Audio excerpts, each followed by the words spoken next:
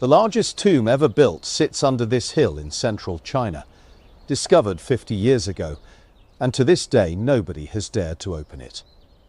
Everything the world has seen so far, the soldiers, the chariots, the weapons, is only the guard posted outside the actual burial chamber. Rewind to March 1974. A drought grips Shaanxi province, and a group of farmers starts digging a well in their dry field.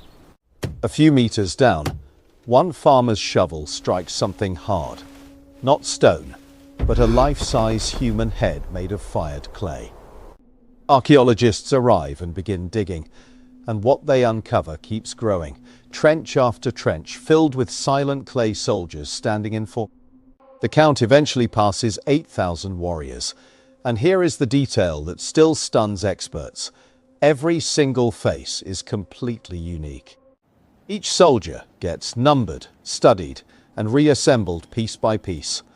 An army that had waited underground for more than 2,000 years. To understand why it exists, rewind 22 centuries to Qin Shi Huang, the ruthless king who united all of China's warring states. He became the first emperor in Chinese history, and the one thing his limitless power could not buy him was escape from death itself. So he built for the afterlife instead. 700,000 workers spent 38 years constructing the greatest tomb humanity has ever attempted.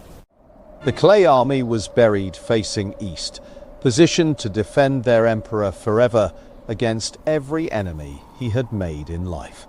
A century later, the historian Sima Qian described what workers sealed inside the tomb itself, and his account sounds like pure fantasy. He wrote of a miniature empire underground, with palaces, jewels, and flowing rivers made not of water, but of liquid mercury.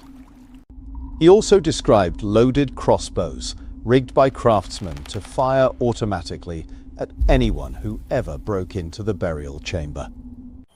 A ceiling set with pearls to mimic the night sky, an entire world built for one man, then sealed and buried under a mountain. For centuries, historians dismissed the account as legend, a flattering fairy tale written long after the emperor was already dust. Then, in the 1980s, scientists ran soil tests across the burial mound, checking the chemistry of the earth above the chamber. The results were startling. Mercury concentrations in the soil far above normal levels, exactly where the ancient text said rivers would flow. Modern estimates suggest as much as 100 tons of liquid mercury could still be sitting inside the sealed chamber below. Which means the 2,000-year-old account may be literally true. The traps, the treasures, maybe all of it. So why not simply open it? The answer comes from the soldiers themselves, and it is a painful lesson archaeology already learned. The warriors were originally painted in brilliant colors, and when excavators exposed them, that ancient paint curled and flaked away within minutes. Whatever waits inside the tomb, silks, scrolls, wooden palaces, could be destroyed by the very act of letting in the air. So, China made a remarkable decision. The chamber stays sealed until technology exists that can guarantee nothing inside will be lost. Think about what that means for the emperor, who spent his final years terrified of death and obsessed with living forever. 22 centuries later, his army still stands guard, unbroken, undefeated, the only ancient army that never lost its emperor. Today, researchers probe the mound with scanners and sensors instead of shovels, mapping the chamber without ever piercing its walls.